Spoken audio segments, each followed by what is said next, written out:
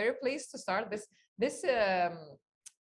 the talk or the interview with Raj Kothari, who is a very successful businessman, a very successful philanthropist, and a great friend of Toronto Met and of the CERC. And this event is the first in a series where we are having conversations with people who made a mark, not just by their professional profile, but also by their contribution to the community, and particularly who are people of an immigration background or have been working on issues related to migration and diversity more broadly speaking. I'm not gonna go say more about Raj, because I think this is something that we're gonna discover through the interview with our excellent researcher, Michelle Wynn, who accepted the challenge. And I wasn't daunted by it. Let me though first start with doing the land acknowledgement, which is always important, in that we are meeting today in Toronto, which is the traditional land of the Anishinaabe, the Haudenosaunee, and the Mississauga tribes. And again, this is one of our first our initial events in the Toronto Metropolitan University. So we're very happy to have a new name. Most people, I believe, in the room and probably in the virtual room also know the story, so I won't tire you in saying that. But I think this is part of our commitment, to reconciliation and generally to equity, diversity, and inclusion. I am myself an uninvited guest, a settler in this land, and I'm still grappling with what this is and what are my obligations and where Canada is heading going forward in relation to reconciliation, but in relation also to it being an immigration society that is very diverse. And I'm very happy to start this conversation today and this series of events, and particularly having Raj with us, that I have had,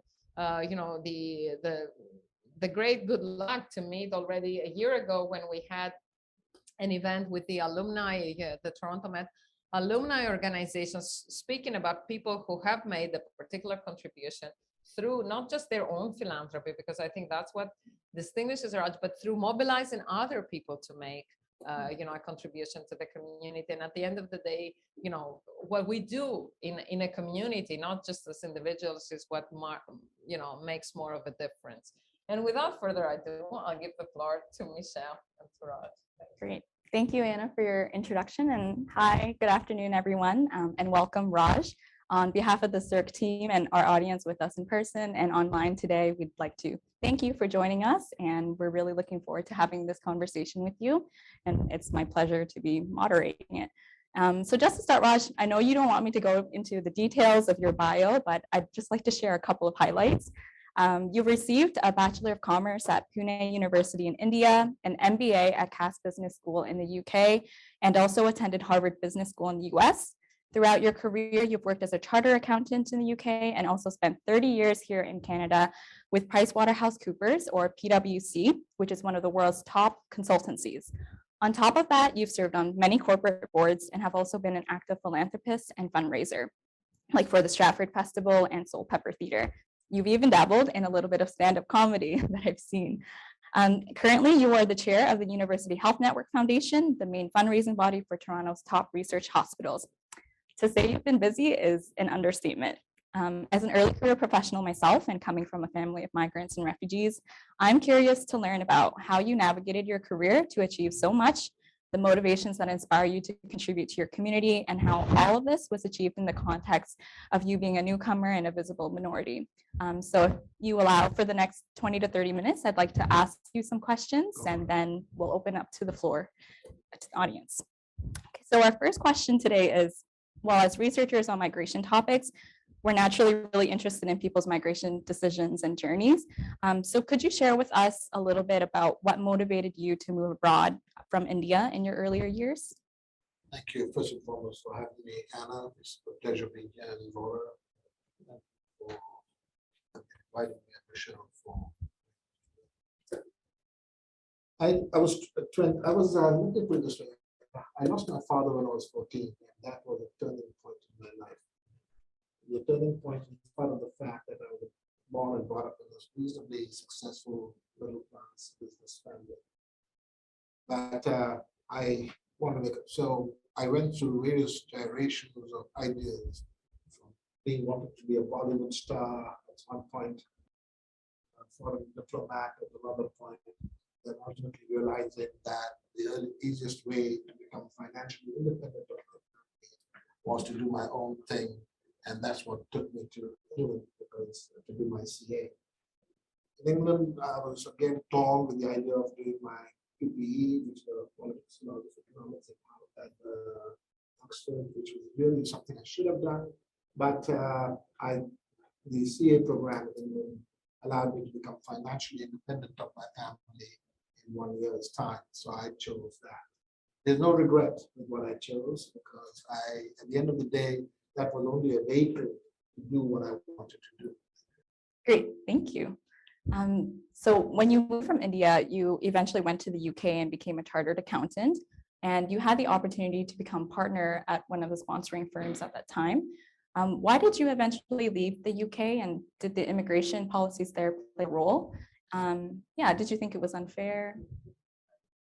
Absolutely. I mean, I love that. Even now, if there's another home I would make, it would be London. I still have a place there.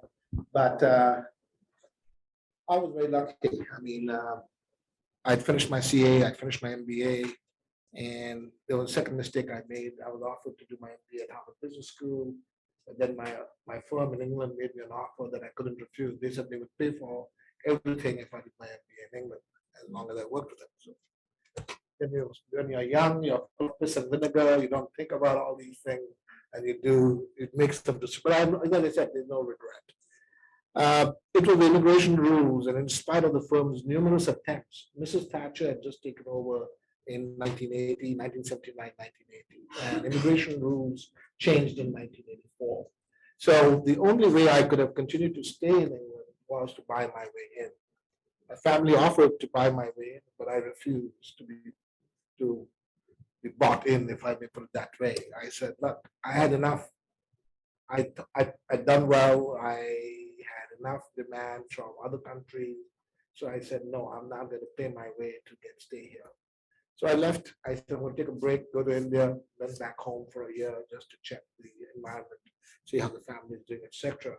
And then the world opened up: Australia, Middle East, USA, and Canada.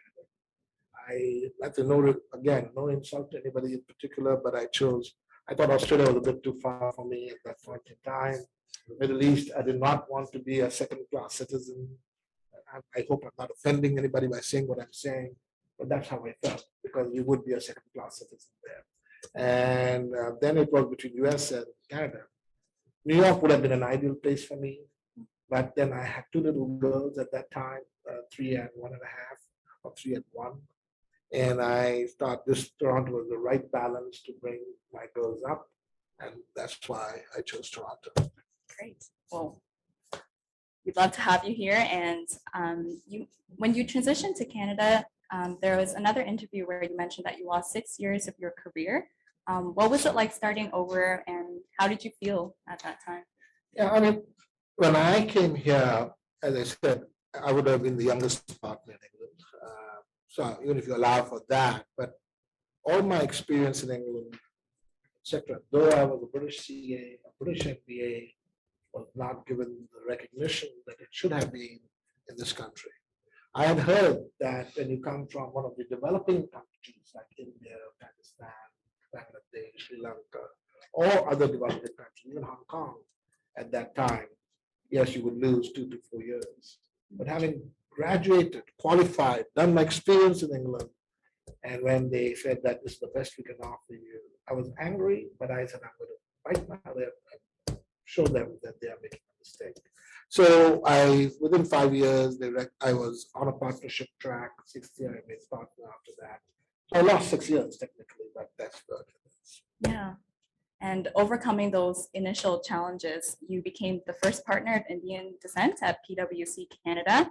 And then you continued to progress to become a managing partner, where you were responsible for over 200 partners and 3,000 staff in the Greater Toronto area. How were you able to achieve that? And could you share with us any barriers that you faced leading up to and within that role? Yeah. I think, and I, again, will be surprised with what I say, but I was hungry, I was ambitious, and I wanted to make a difference. I was not chasing the dollar. okay? Because I felt that if I did all the other things well, the dollar would chase me. So with that spirit, I was out there. And to some extent, there were a few people in the firm who may have the sense of entitlement or felt that this was their territory for whatever reason, and I was a newcomer here, and they thought I was aggressive out there in the market. I was, they were not doing what I was doing. I was building relationships. I'm a believer. We'll talk about that in a minute. There was this young partner who became a partner a couple of years before me, actually tried to sabotage my position to partnership.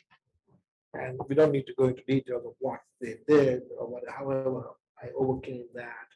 And so those are the type of things you are going to come across. Those are the type of things you are going to see. The question is, how do you take the bull by the horn and deal with it?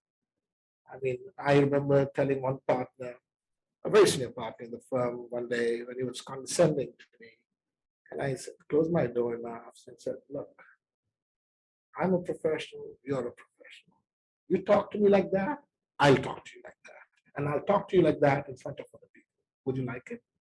You'd either take me for what I am or tell me, if professionally I'm not doing something right, I'm happy to hear. But don't try and be condescending to me. So the key here is speak up, guys. Don't be afraid. Because trust yourself of what you have and what you bring to the table. When you know what you bring to the table, believe me, this person changed overnight. He wanted to take me out for lunch. He tells me, he at Christmas dinner, holiday dinner, which PwC hosted, he insisted that I sit at his table. My wife and I sit at his table. Then he tells my wife, how do you control this guy? Okay, so the point here is, the lesson number one is don't be afraid. Just like you owe nobody a living, nobody owes you a living. Okay, you come there with some skills and trust your skills. You don't have to be malicious. You don't have to be negative, but you can still speak your mind. And we can talk about one of the biggest characteristics, and it takes time to get there, is what I call fearlessness. The sooner you get to that attitude of being fearless, believe me, the world is your oyster. Wow, it's easier said than done, I think. No, believe me, it's not so different. There's another case I had. I was a senior partner already in the firm, and the CEO in our firm is elected. So I have voted as to who should be my CEO. Okay, and I want the CEO to always remember that. I made sure that I said, you are an elected CEO. He never liked it when I said that, but I don't care. Okay, so one day the CEO was sitting at the head of the table. The vice chairman of the vice CEO was sitting where you are, and I was sitting here. He said something, and he said, I had to tell him, stop him, and said, look, XYZ, I'm your partner. I'm not your employee. You either, so again, the point is to establish the rules of the game up front in any conversation, especially with this type of conversations I have. And do it nicely. Don't have to be malicious about it, whatever. Thanks, Raj. And actually, throughout your career, you've served on a lot of corporate boards as well. And in a National Post article that was released today, they're sharing that some of the problems that you might have faced in the last 30 years still exist, in that there's still racial imbalance in boardrooms. So let me share the findings of the study at Ryerson University, or TMU, which revealed that while racialized people made up 28% of the population across 8 major Canadian cities, they occupy only 10% of board positions. And for Black Canadians, it's even more devastating in that they account for 5.6% of the population, but occupy only 2% of the board positions across 5 sectors, so municipal, education, hospital, voluntary, and provincial. Do you find this surprising, and have any comments? Yeah. One thing is, I'm glad there's a greater acknowledgement now of the environment that we live in and the need to find the right balance. You will see today at PwC, there are many Asian, South Asian, East Asian, Black, American partners in the firm, and which is I think the professional firms have been at a leading edge in bringing that change compared to corporate Canada and boards. Corporate Canada is doing a good job recently, and you can see the numbers are changing when it comes to gender equality. We are finding that boards now, we are close to 30% of boards being represented by women, which is a great step forward in my view. Now you may ask why 30% and not 50%. But 30% is better than what it used to be, where it was 3% and 5%. So these are things which take time, but at 30%, I'm not terribly unhappy.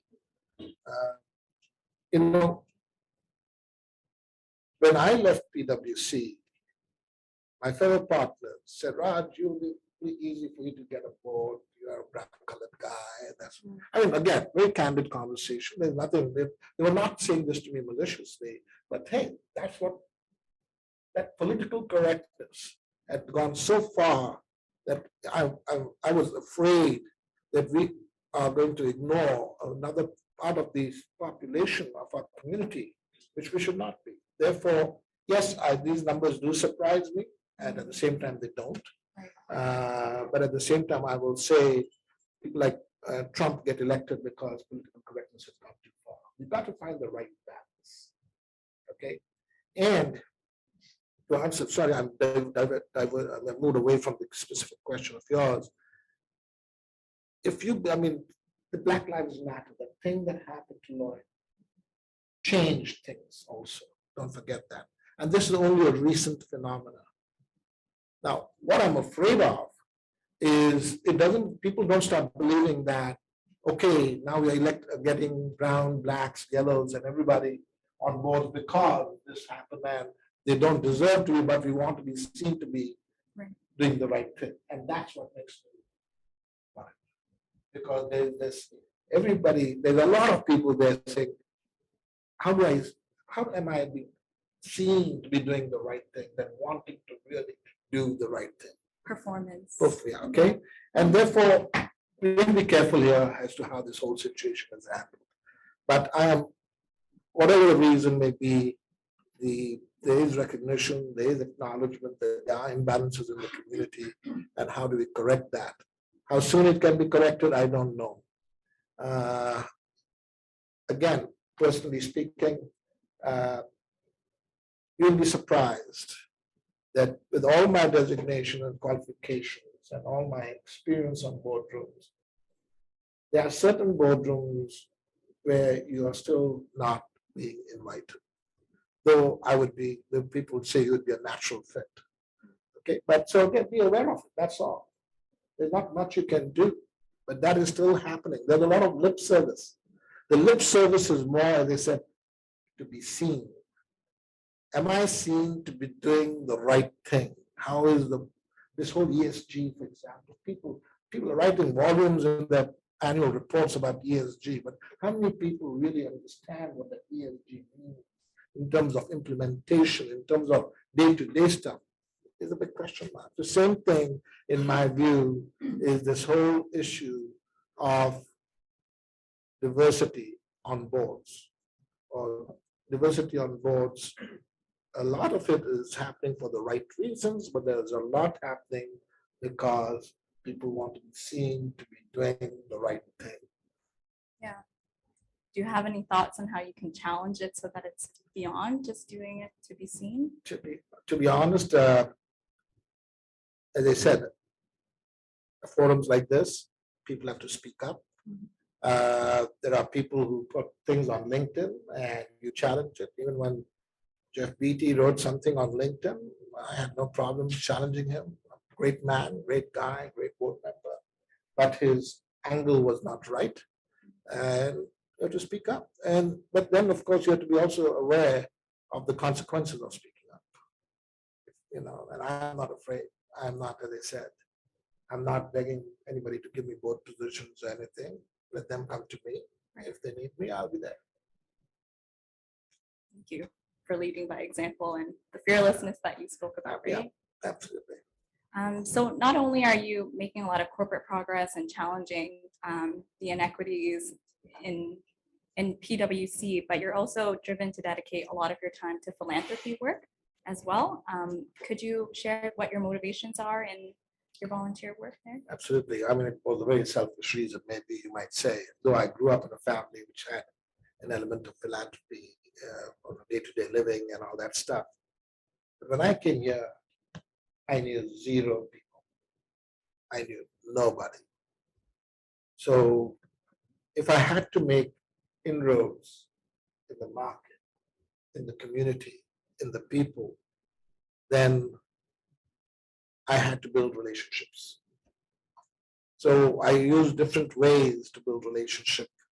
And one of them was building, so the internal relationships that you need to build within PwC, because that's required, that's necessary to create that camaraderie, etc. But external relationships are equally important if you want to be able to bring business in, if you want to be able to add value to the market, to the clients, etc. So one of the ways of building those external relationships was starting to work with not-for-profit organizations. So the first organization I worked with, I came here in 88, in 89, 90, I was already on the board called Bayview Community Service, which ran homes for emotionally challenged people in around the Bayview, Dartmouth neighborhood, Bayview Shepherd neighborhood.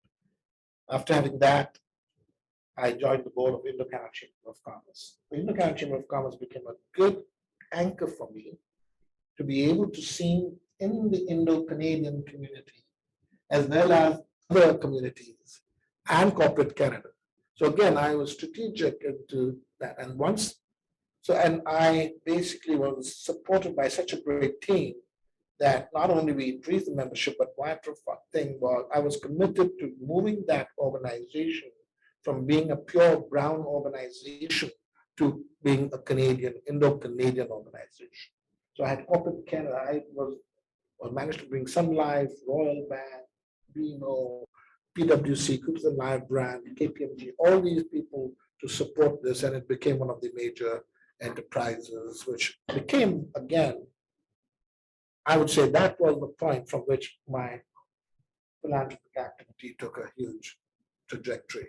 That's when Isabel Bassett, then the Minister of Culture, came to me and said, look, Raj, would you like to join the Stratford board? Now, it's just happened that theater is my family's passion. So I said, absolutely. I did not even think twice. So I was on the Stratford board, chaired the finance committee for 3 years. I was the chair of the largest fundraiser called the Stratford Express. And people notice you. As I will tell my partners at PwC, you don't know where the phone will ring. So this is again part of the relationship building. You come because when you're in PwC, you're dealing with consultants, accountants, tax people only. But here your world opens up to different kinds of things. And that's what I would encourage every one of you to do. It's not small. You can be in a church group, a temple group, a synagogue group to start with. Then you move forward because that's when you get experience. People notice your commitment, your passion, your ability, and say, would you like to join this board? So that's how you move forward. Okay, so that's how my journey began.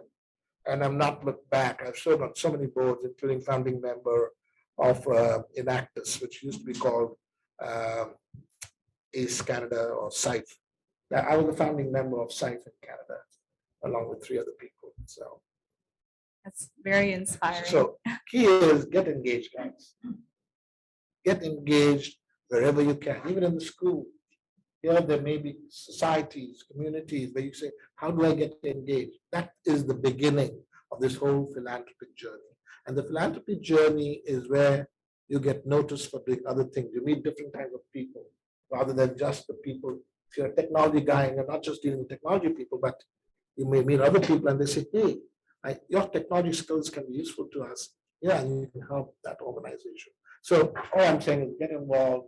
One of the things I did as a partner at PwC, when I became the managing partner of the firm, I made it a soft requirement.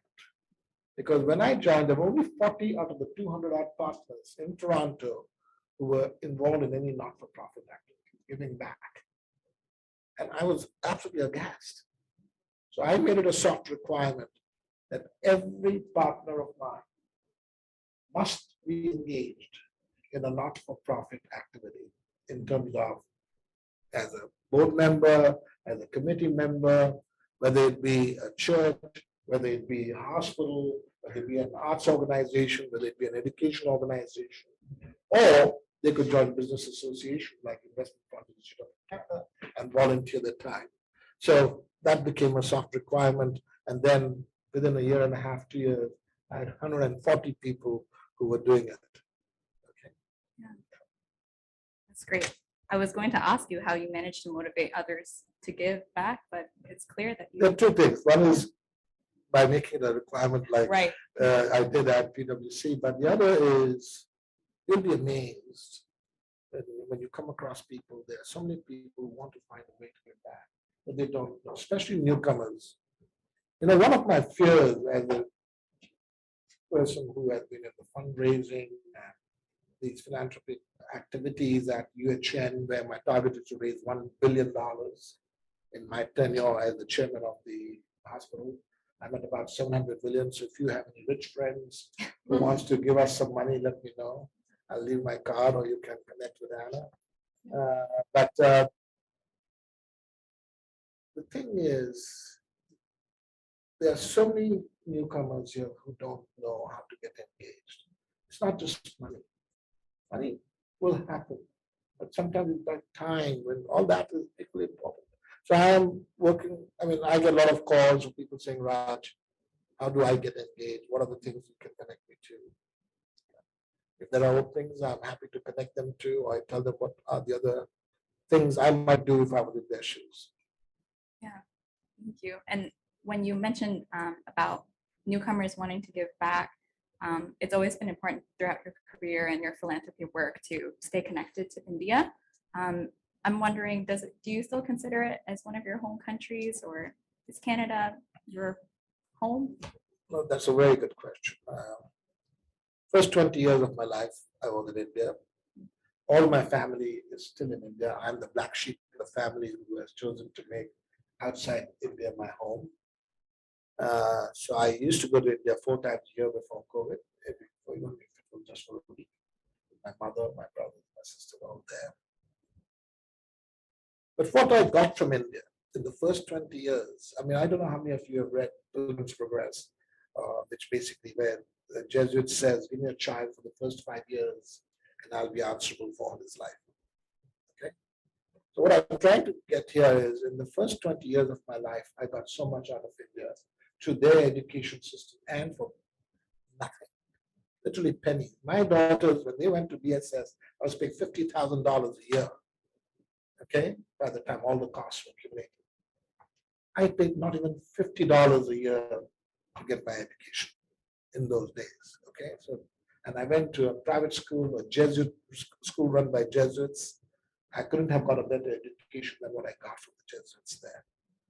Okay, that's by keeping an open mind, etc. But so yes, I do owe something to it, okay, without a doubt. So I went to a school called St. Vincent's in Pune. I make sure that I can do something for kids there. I will give something back there. But a large part of my giving nowadays has been in Canada because don't forget I've been here for more 33 years now. My kids have benefited from the programs here. So it's important to give back. But you cannot forget where you've taken from also. I would not be who I am had it not been for the experiences and training and other things that I got in India. So it's a balance. Some might say, but Raj, where is the greater me? How do you define me? Okay, so, and maybe sometimes a dollar can go much further in countries like India than a dollar would go here. So you've got to bring all those things into consideration in your giving, whether it be of time or money. Yeah, thank you. So just reflecting again on your connections to India, but also to Canada, in the last 30 years, do you think that things have changed in terms of the experiences of newcomers settling here? Were there ways in which it was better then, or things that you would want to bring back? Well, I would say things are fantastic now. Canada has matured so much as a country. And I tell you, we are all lucky to be in this country. When you look at what's happening in the United States, look at certain parts of Europe, what is happening. We are truly lucky to be in Canada. Let there be no doubt about that. Sorry, repeat your question. What was better then? That you Then, had okay, when you fair were enough. Things are, I mean, look, when I came, as I said, I lost 6 years of my career, but if I'd come today, I would not. Mm. Okay. I know a young kid I helped who in 1998, 99, 98, saw an interview by the magazine in India called Business India. This individual worked in Zimbabwe or Zambia, I can't remember, one of these Z countries in Africa. He's doing well, making about 100,000 US a year, had a car, had a domestic help and everything. But he wanted to migrate here, so he sends me a note. I said, okay, when you come here, let me know. He comes, he says, I'm going to make a home here, Raj, blah. I'm not yet met him, but I'm happy to help people. And I said, what are you expecting? He said, I would like to be at least paid the same amount as I was being paid in Africa. I said, okay. I knew his expectations were unreasonable in the context of his experience. He did not have any Western designations, etc. So I said, look, do two things. Here are some of the headhunters' names. Go and talk to them. Here are some of the newspapers, Globe and Mail, Toronto Star, National Post. Look at what type of offers are there. And also reach out to, to the net, whatever you can. He did.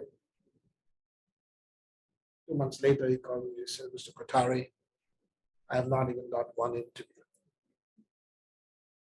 I'm desperate. I'll take up a job for $20,000 also.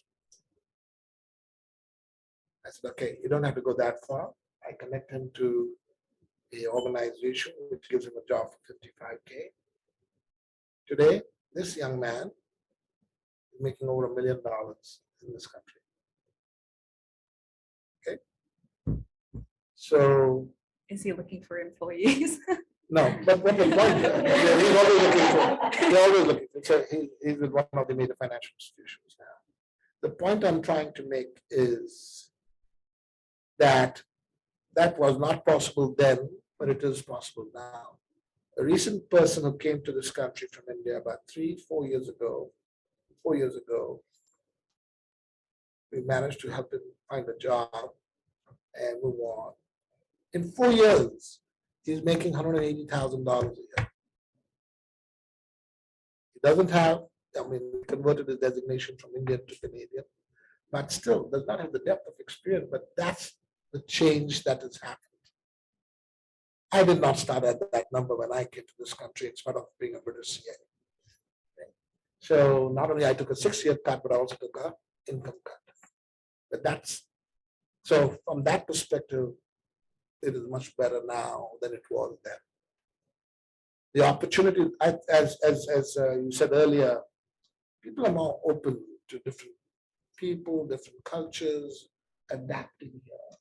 You've got the skills and you can demonstrate that, believe me, there's nothing to stop you. So in my view, I wish I had a few more years, I was younger and I'd come now than having come in 1988. I think you've accomplished a lot more in your years than anyone could in a lifetime. But are there any other ways that you feel like Canada has progressed? Well, as I said, this is just one example, but whether you look at, I had to go through some situation in a family, and I don't want to get into that, but I can tell you, in spite of what we say about healthcare in this country, if you want to be critically ill, there's no other country you want to be critically ill in than in Canada. Irregardless whether you're a homeless person on the street or you're a person living in Rosedale or Forest Hill, quality of treatment and the quality of is after. So, there are a lot of negative things one can say about healthcare. If you want a hip replacement, it might take you 3 years or 5 years. Then you go to America if you can pay for it. But otherwise, I said, so from a healthcare perspective, I'm very pleased with what's happening here, relatively speaking. Yeah, there are a lot of things I can criticize also, but that's the big thing that continues to happen here. As I said, the infrastructure, the environment is great. I think many people may disagree, but I'm a believer that if Canada has a population of 50 million people, we'll be far ahead of the game than many others. But we don't need all 50 million in Toronto. We need to find a way of creating smart cities north somewhere, and then you find ways where people will go there. Maybe we need to. So then again, I'm getting into territory which is very political, so I better not get into that now. But the opportunities are huge in Canada. The opportunities are huge. So Canada has changed a lot for the better. Canada, I mean, there's very few countries who are still the truth and reconciliation type thing. They are acknowledging the wrongs that they have done. I'm not saying 100% things that happened over generations. I'm a big believer that you cannot blame current generations for what may have happened 200 years ago. It's not their fault, but acknowledging as a community, yes, certain wrongs have happened with certain people, and how do we help those people to come back, to rise to the level that they should be, to live a decent, respectable life. That's our responsibility. Thank you, Raj. I love the comment about the small cities because I'm doing research on how to attract migrants there too, along with my colleague. And you've shared a lot of inspiring information and tips on how to get more engaged and get yourself heard. So I'd like to end my interview portion with the question of any other advice you'd like to give someone that's starting out in their professional pathway, or whoever wants to shape a more inclusive world at their work or in their community. It's always attitude or aptitude. Remember that. Number two, relationships go a long way. Relationship doesn't, what do I mean by relationships? First, I've already said this, but get to know people. If you join an organization, don't just focus on the narrow area that you're in. Get to know the people in that firm, in that organization. People who may not be doing the same thing that you are. You'll be surprised what you might learn. They might learn about you. And so build your relationships internally, because that is going to create camaraderie. There'll be people who will stand by you if something goes wrong. So that's very important. Second advice is look outside. You don't know if you're in a professional services business like I was, you don't know when the phone will ring. Or you don't know when there may be another opportunity for you to climb up. You look at the Harvard Business School advice, you change jobs to rise from one position to the other. I may not subscribe to that view, but that is a view that is also held in the marketplace. So my advice is get engaged wherever you are, build relationships as much as you can, be your authentic self as much as you can, and finally be aware, not fun, two more, be aware of your strengths, your weaknesses. Don't compare, because comparison is always going to create problems. You're never going to be happy. Musk is someday, if you compare Musk to Gates to who's the other guy, Bezos, I mean, one day one is happier because one is richer than the other. But the comparison is not a good game. You ask yourself, am I achieving what I want to achieve? Am I happy with what I'm achieving? And attain as soon as you can, get to the status of financial security. Now, what do I mean by financial security? Financial security does not mean that you want a home on Park Lane Circle, which costs $20 million average, a Rolls Royce or that. That's not what I'm talking about. Financial security based on what I call the Japanese principle of minimalism. Okay, if I have a 2-bedroom apartment, I can live in it, relatively speaking. If I have a Honda instead of a BMW, I'm fine with it. As long as you can get yourself financially secure with the minimal thing and say, okay, I am fearless now. I can take any shit that comes, and excuse my language, you could censor that. But I can take, I'm not going to take crap from anybody. But only that can only happen when you're not afraid. Initially, you're afraid I have to pay my mortgage. If I do this, I'm going to get my children nothing. So all I'm saying is draw a minimal point of your needs and then achieve financial security at that minimal point. Believe me, that will take you to the path which I love called fearlessness. Thank you so much, Raj. Thank you.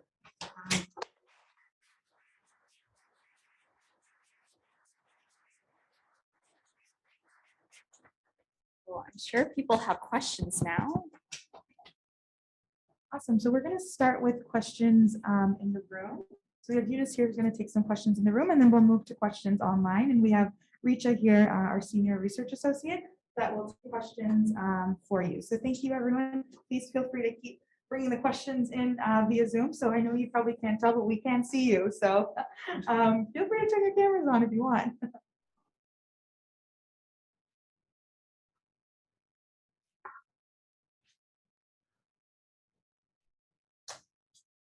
Thank you. Thank you very much for your fascinating story. I really enjoyed it. I'm an interpretive biographer, so my research methods mean that I explore people's stories. So my questions will be a little bit tricky and maybe unusual. My first question would be, because you are a very creative and reflexive person. Imagine yourself a filmmaker who's shooting a film about your own life. How would you start your film? What would be the very first scene? And what would be the very final scene of your movie? And my second question would be, it's more like a comment. I really enjoyed the comment you made that what frightens you most of all is that many migrants actually make mistakes and they give up, if I understood it correctly. And this is also very interesting because as researchers, we mostly explore the successes of migration. Like even if we show failures, we normally think about migrants who struggle with persevere through hardships, who finally make their careers. But there are also many people who made mistakes as professionals, as migrants, as network builders. And they were just kicked out by the migration system. They were sidelined, they had to repatriate. It's the worst horror of a skilled migrant.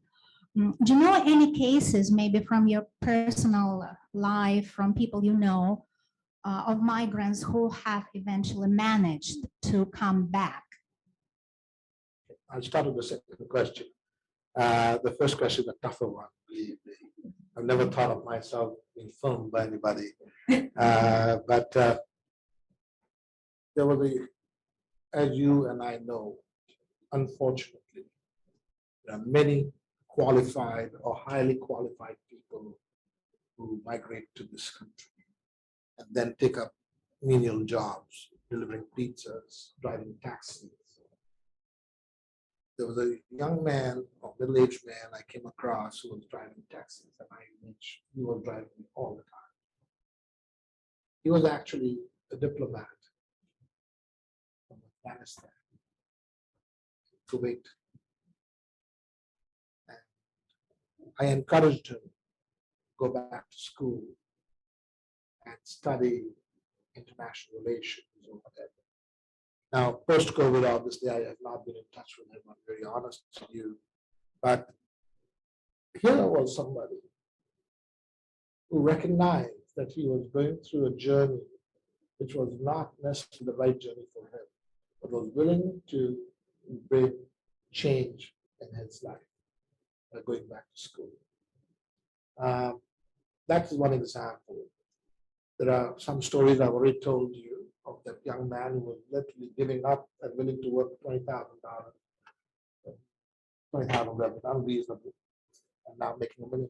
That's a classic case. There are many other such stories out there.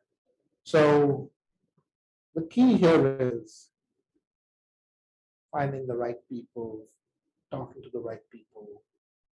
I mean, and there are numerous institutions out there. And this is another good thing about Canada, is there are, but you have to make the effort. It has the mountain, does the mountain go to the Mahatma, or does the Mahatma come to the mountain? That's a decision you have to make. In my view, each one of us has to take responsibility for ourselves. So unless you or the person concerned is not willing to, find ways, it's like, you're going to dig around till you find the right thing, right place, right, where you're going to strike gold. So my view is there's an opportunity for everybody. Yes, it is a struggle more, it's a bigger struggle for some than others. But if people are willing to think outside the box, there is a way out of this rut. So that's my personal view, and I'll give you a couple of stories there. The second story, I don't know whether I should begin the film from my early days in India, or I should begin my story from my days now in Canada and do a flashback of what has happened over the years. So I'm not sure. And even in that story, what will be the story that I need to tell? Is it the story of my personal, is it the story of the family? Is it the story of my professional life? Or what exactly will be interesting? I don't know. So as a film writer, screenwriter, or whatever, a filmmaker, I'm going to let you decide what would be a better place to start.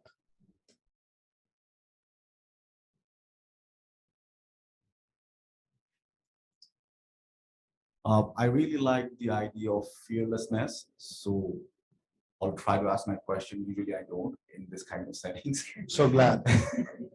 So I was supervising this student at Carleton University where he was trying to study the gender wage gap after the hashtag #MeToo movement. So what he found was first 1 or 2 years it was closing, the gender wage gap was closing, then it went back to its normal gap. So when I first saw that, it kind of made sense because we are kind of programmed to forget things by our consumerism, capitalism, the way we're consumed in this flashy society. So my question to you is, how do we get out of this practice and remember when something like that happens and we kind of embedded that in our habits? So take any movement, you will see that happen. So George Floyd died. We talked about Black Lives Matter for some time, and then everybody forgot about it. It no longer matters now. Again, someone's going to die, and then we'll talk about it again, and then we'll forget about it. So how do we get out of this practice? Thank you. It's a very interesting question. There are a lot of things that you have raised in there. And I'll start maybe with the Black Lives Matter. I think Black Lives Matter, at least in Canada, I'm going to talk the United States. In the United States, so many things have happened of this nature. They remember it for a few days and then they've forgotten about it. I'm not talking about the United States, but in Canada, Black Lives Matter has made an impact. I see it both from both appointments that companies and corporates are going out of their way to find qualified people. It's not like Bank of Montreal 50 years ago when the chairman of the bank was asked, how come we don't have a woman on the board? He said, I've searched the whole country and I can't find one to be on the board, okay? Today, you can't get away with that. So I am very pleased, sad that Lloyd's death had to do this, but I'm pleased with what Canada is trying to do with it. I'm not saying there's no lip service and all that. There's hypocrisy around it. There's reason, maybe not the right reason, but they're doing it for being seen to be doing the right thing. But that is one event I believe has had an impact in this country. Okay? And I hope, I'll give you another story, and in a minute. But then coming to your other question is, it's constant reminders. It's measuring. What gets measured gets done. Okay. How, for example, in the annual reports, if you report on the wage gap disparity, if the government ensures that the Statistics Canada's report on wage gap disparities are coming out and publicly discussed, you will see.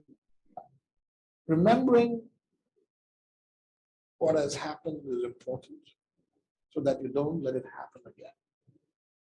Reminding people of what has happened is important so you don't let it happen again. And I will give you a story completely unrelated to what you said. I've always used to think, today's Germany young kids from today, I said, just like I said earlier, why should today's kids be punished or are made to feel guilty for what their forefathers or great grandfathers 200 years ago may have done? I used to ask this question to my, and I hope I'm not offending anybody when I say this, but I'm being honest with you. So I said, how do these German kids feel for the wrongs that their great grandfathers may have done?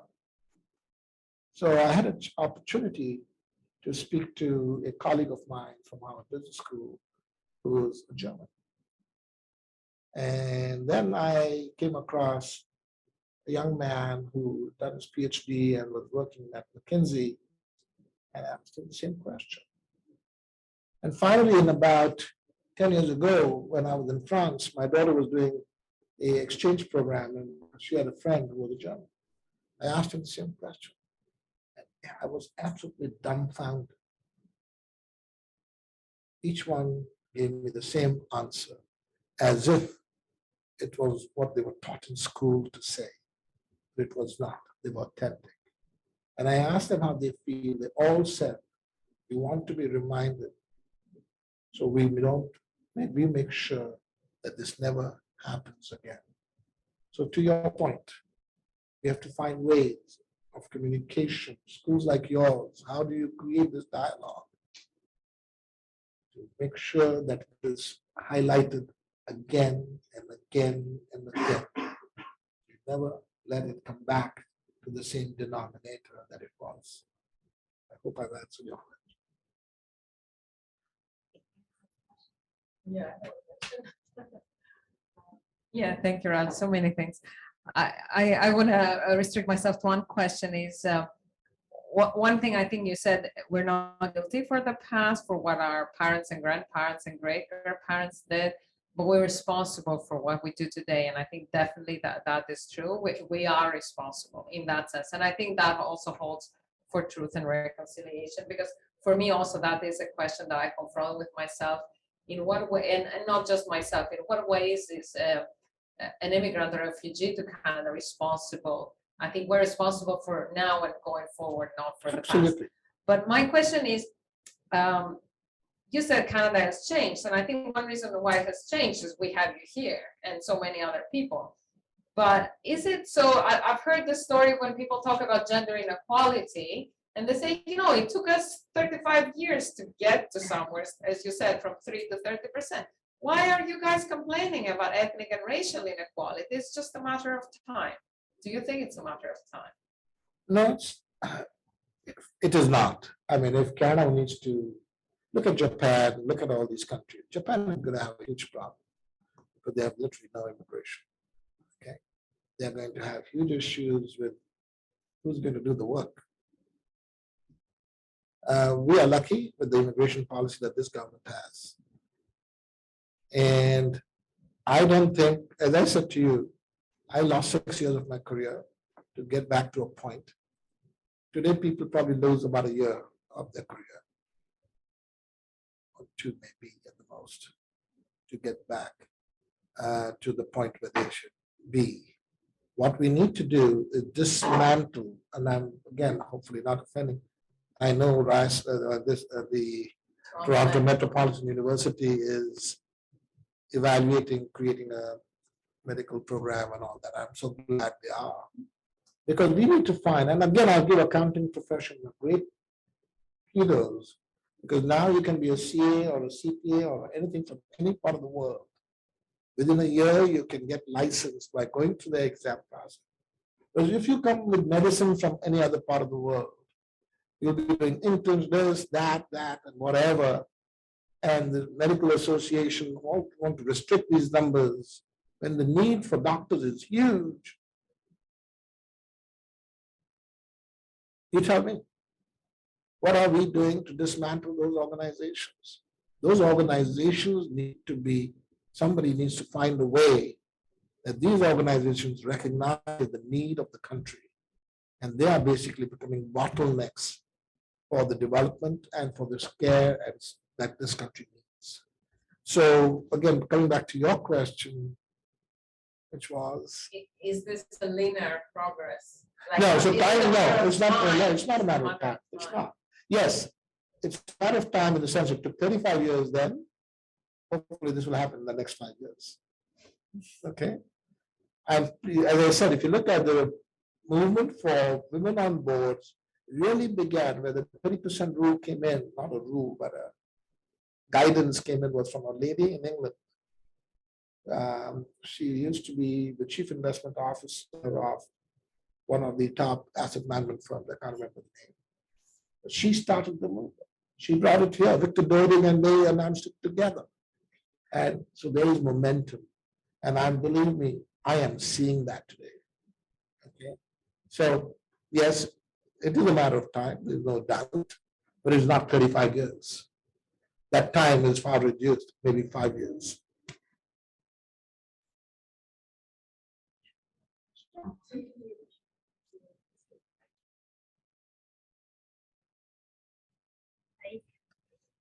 So there's one question from Rasha, and she's asking something you've talked about a little bit, so maybe you can think of another example. If you have any experience bringing about a change into an institutional culture. What institutional culture? Like change in any kind of institution. Any kind of So you institution. talked about like some participation that was required, but anything else like work ethic or emotional intelligence or anything related to work culture. Did that make sense? Not sure what's the question. What do I do to bring that change? Well, yeah, if you had any experience bringing institutional change, and I Okay. think the example Yeah. you gave is one. If you want to add in that. See, I gave you an example of how to get engaged, how to be giving back to the community. That was an institutional. How do you bring change in the how do you get people to think about giving back?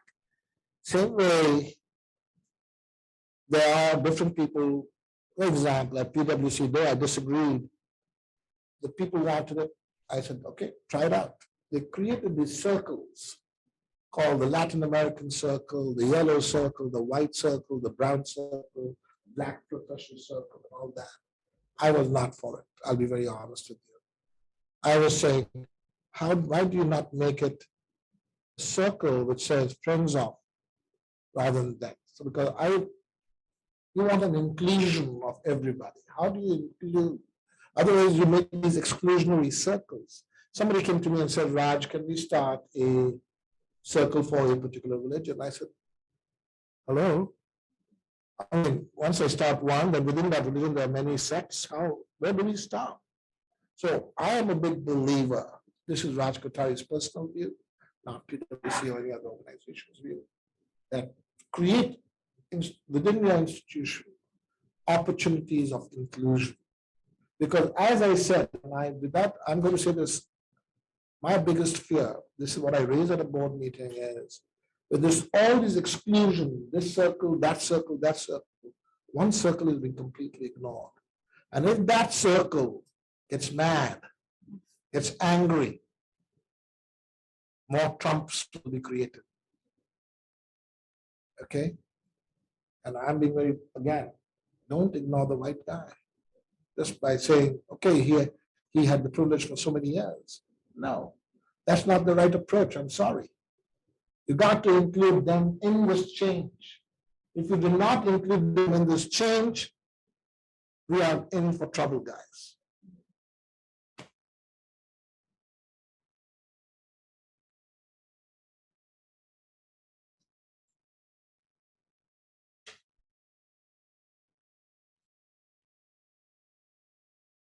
Take my hat for you. Take your mask very properly. Thank you very much for this meeting. I want to challenge the word you are using, which is loss. LOSS. Yeah, so I lost 6 years or I lost 5 years. Can you tell me one or two things that were positive about this period? Very good point. I'm glad you raised that. Maybe the loss is not the right word, so don't get caught in semantics here. But, no, that's okay. I'll explain that. Okay. When I say I lost, I do not regret any of that, because that made me a stronger, harder man. Just like I say, I lost my father when I was 14. I learned as much in his death, and I am today the stronger person I am because of the events that happened, turning point that happened in my life. The 6 years when I said that I lost, yes, I may have lost financially. Yes, I may have lost in terms of title. Maybe I could have started earlier in my trajectory in Canada. That's what I mean by loss. It's not lost because even in those last years, I made sure I got the experience and I learned the ways about the relationships that I built, which I may not have had if I had come and started at the same point where I had left in England. So lost is, okay, I'll take that word, but don't take it in the way it's lost. But the point is to recognize. The point I'm trying to make is nobody made an attempt to say, Raj, you had a British designation, a British qualification, 8 years of experience in England, you got an MBA at CAS, one of the top schools in London, and you got to literally boom, go all the way down again. That's the point I'm trying to make. That's more important than saying, forget the loss, because there's no loss. It all depends at the end of the day, what is your attitude. It's my attitude of saying, I'm going to bite my lip. And I was working with younger people. Nothing wrong with that. But they were telling me what to do, and they didn't know what really should be done. Okay.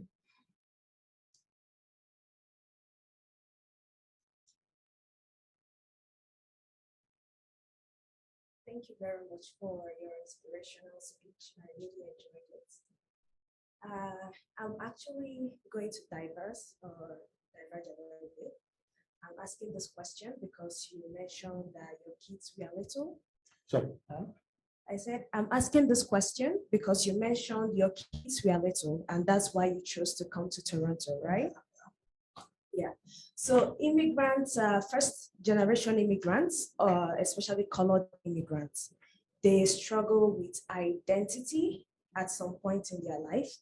So I want to know if there is anything you did or any role you played in raising your daughters to help them go through this. Like, do they see themselves as Indians or as Canadians? You know? Excellent question. I'm very glad you asked that question because this whole issue of identity crisis has been talked about a lot. And there are a lot of great conversations around that. But let me give you a little background, and that will help you to understand the frame of my mind. I said to you earlier that I went to a Jesuit school. I was born in a, before that, I was born in a Jain family. I don't know if anybody has heard what a Jain is. Jainism is the same thing like Buddhism, which started 500 years before Christ in India. It's a philosophy, very strict philosophy, very. But I went to a Jesuit school for 11 years. And I can tell, sorry, but I can tell you, that outstanding. I had an open mind. And that's the first thing. An open mind. And the Jesuits never, contrary to what you might hear, Jesuits asked you to question everything. Even whatever is in the Bible, they do not say just take it. Okay, so just think about my background. I went to England. When I went to England at 20, I was angry also with something. I said, I'm going to teach the Brits. You know, they've taken so much away from India. I'm going to teach them that I'm as good as them, if not better. That's the attitude I went with. Soon realized that I didn't need to have that attitude. Became inclusive, I said I can learn so much. I learned more about Indian philosophy and Indian culture in England than I knew in India. Okay, and I can go about that subject another time. And I met a girl who was a Hindu girl of Indian origin, but the only common language between her and me, she comes from the southern part of India, she comes from a political family, I come from a mercantile family, nothing common. The only thing probably we had in common was the love for the theater. And she's a Hindu girl, but she went to a boarding school in England, which is an Anglican. My 3 daughters, and that's where I take great pride. I think we are, I don't know if we are saying God-fearing or not, but I have brought up my girls to be open-minded. We go to church every other Christmas. We used to go to England. and go to midnight service at St. Paul's Cathedral because it was just an amazing experience. It was not so, my kids consider themselves Canadians. My eldest daughter has married a British Canadian. My second daughter has married a Formula One race driver who happens to be of Indian origin. And my third daughter is going out with a young man from Newfoundland. The important thing is, this is where they've grown up. This is where they have taken from. I may have taken from India, but they have not. Okay. So first is they do consider themselves Canadians. But then it comes to value system, which is the second thing. There are aspects of values which are universal. But there are aspects of values and they are put in practice, which may be different. Okay. Different people have different ways of praying, and different people have different ways of doing whatever. So they do have maybe 5% out of the 100% of certain behaviors or expectations, which maybe you can say Indian. So from an identity perspective, they consider themselves Canadians first. And I remember in 1996, when I became the president of the Indo-Canada Chamber of Commerce, the then foreign minister of India, who subsequently became the prime minister, came to Toronto. India had refused to sign the CTBT and all that Continental Test Ban Treaty and everything. And I had hosted 400 people at Convention Center for dinner. And as he was sitting next to me, I was talking about things about India and all that. And I was surprised what he told me. He said, Raj, you're now here in Canada. Your first obligation is to this country. And what you give back to your country because you've taken from it is fine, that's up to you. But your first obligation is to this country. And that's what is important. Never forget where you came from. That's also important. Never forget where you came from. If you've taken from where you come from, remember that you also need to give something back where you've taken from, because there are some unfortunate people who you can help. But you're here. I'm a big believer that, now of course you might ask me, another interesting question you could ask me, but then I won't go into it today, is what is being Canadian mean? What is a Canadian identity? Is it the indigenous identity? Is it whatever? Is it the Irish Canadian? Is it the British Canadian? Is it the French Canadian? Then this will be another dialogue out there. But being Canadian is important.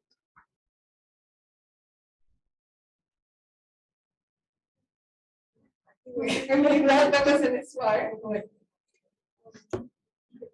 That's great. One more question. Thank you very much for your very interesting talk. As a businessman, how do you see the role of money, let's say, broadly speaking, in the process of social integration of immigrants? When immigrants arrive, one of their goals is also becoming rich or wealthy. And then once you are wealthy, how this money has an impact on your social life? Very interesting question. Do you know how many people that live on Bridle Path, Parkland Circle are non-traditional white Canadians? All immigrants. Over 65 to 70% of the people who live there, Russians, Chinese, Indians, South Asian, Indian, Pakistan, etc. So obviously they made a lot of money and they can buy that. And in that little community, they are accepted. But acceptance only comes when you're giving back. There's a person, a friend of mine, and I won't tell you his name, must be worth $6 billion today. But he is always asking me, Raj, what's the net worth of that guy? What's the net worth of that guy? So one day I said to him, look, my friend, I only know the net worth by how much he or she gives. So when somebody has given me $65 million to my foundation at the hospital, and you've given 25 million, whatever is your net worth, divide that by whatever, multiply that by whatever, is the net worth of that guy. Though it's not true. All I'm trying to make a point is you can give more. Okay? But so the integration, unfortunately, first is how you give back. When you have it, how are you making a difference by giving back? And giving back not only to that narrow community, giving to, again, I hope I'm not offending anybody, but giving to temples and mosques and all that stuff. No. Give to hospitals, give to education centers, which is going to help others, which is going to make an impact. Okay, yeah. Religion should be practiced in people's homes. That's my belief anyway. But give back. Have learned it, help other people rise so they can also. And the story I've told you about that young guy, 20,000, 50,000, making $1 million today. And he came to me and said, Raj, what can I do for you? I'll be like, thank you. I said, 3 people. Do what I've done for you, for 3 people. And every time you've done that, give me a call. I'm not asking you to call me on. But that's the thing. Social integration is possible. You look at the Latifis of this world. Look at the Jewish community is a beautiful community to look at. The Ismaili community is another beautiful community to look at in this country. The Jewish community had the same challenges that we all did when they first came, migrated there. They were not. All these clubs used to say, no Jewish or no blacks or no white or whatever. Whether you went to the Rosedale Club or you went to the Toronto Club, no women at the National Club. That has changed. So don't think that these people have just suddenly become rich and now. No, all these people have gone through struggles.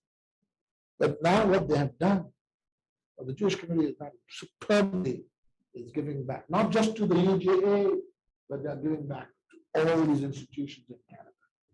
Education institutions, arts institutions, hospitals, medical. That's how you make a difference. Yeah.